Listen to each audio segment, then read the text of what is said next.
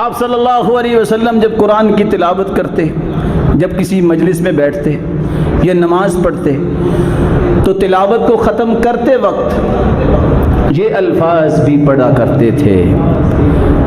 کون سے الفاظ؟ سبحانک وبحمدک لا الہ الا انت استغفرک واتوب الیک، جیسا کہ سنن النسائی اور سلسلہ صحیحہ کی روایت ہے۔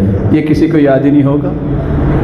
جس طرح صدق اللہ العظیم ہم کہتے ہیں، قل صدق اللہ، کہو صدق اللہ، اور تلقی اور سماع سے قرآن ہم تک پہنچا ہے، کس طرح یہ چلتا آیا اس طرح یہ الفاظ جو حدیث میں آئے ہیں ان کو بھی کبھی پڑھنا چاہیے۔